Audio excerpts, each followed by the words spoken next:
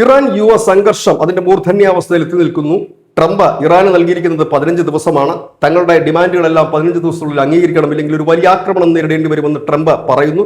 പക്ഷേ ഈ അണിയറയിൽ ഒരുങ്ങുന്നത് മറ്റൊരു ആക്രമണ രീതിയാണ് എന്നാണ് അന്തർദേശീയ മാധ്യമങ്ങളടക്കം റിപ്പോർട്ട് ചെയ്യുന്നത്.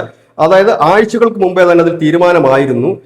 ഒറ്റ ആക്രമണം കൊണ്ട് തന്നെ ഇറാന്റെ നട്ടലൊടിക്കുക എന്നുള്ളതാണ് ട്രംപ് ഇപ്പോൾ ലക്ഷ്യം വെക്കുന്നത്. അതിനായിട്ട് ഇറാന്റെ പരമോന്നത നേതാവ് ഖമേനിയെയും അദ്ദേഹത്തിന്റെ മകനെയും മറ്റ് മതപണ്ഡിതന്മാരെയും വധിക്കുക, അതിനുള്ള കമാൻഡോ ഓപ്പറേഷൻ അടക്കം നടത്തി ഇവരെ വധിക്കുക. ഇവരെ വധിച്ചു കഴിഞ്ഞാൽ ഇനി പിന്നീട് അവിടെ ഈ മത മേലധ്യക്ഷന്മാർ അധികാരത്തിലേക്ക് വരുന്നത് തടയാൻ കഴിയും. ഒപ്പം തന്നെ ഇറാനിൽ ഉള്ള പ്രശ്നങ്ങൾ പരിഹരിച്ച് തങ്ങൾക്ക് ഇഷ്ടമുള്ളൊരു ഭരണകൂടത്തെ വാഴിക്കാൻ കഴിയും എന്നുള്ളതാണ്. ഇത് സംബന്ധിച്ചുള്ള ബ്ലൂ പ്രിന്റുകളും മറ്റും സൈന്യം ആഴ്ചകൾക്ക് മുമ്പേ തന്നെ ട്രംപിന് നൽകിയിരുന്നു. ഇത്തരത്തിലൊരു ആക്രമണം, വലിയൊരു ആക്രമണത്തിന് കോപ്പ് കൂട്ടാതെ ഈ പ്രിസിഷൻ അറ്റാക്കുകൾ, അതായത് ഒരു സെലക്ടഡ് പോയിന്റിലേക്ക് മാത്രം അറ്റാക്ക് ചെയ്യുക എന്നുള്ള രീതി, അതായത് ഖമേനിയും അദ്ദേഹത്തിന്റെ കുടുംബത്തെയും ഇല്ലെങ്കിൽ മകനെയും മറ്റ് മതപണ്ഡിതന്മാരെയും കൊല്ലുന്നതിലൂടെ കനത്ത ഒരു തകർച്ചയായിരിക്കാം ഒരുപക്ഷെ ഇറാനിയൻ സൈനികർക്ക് നേരിടേണ്ടി വരിക.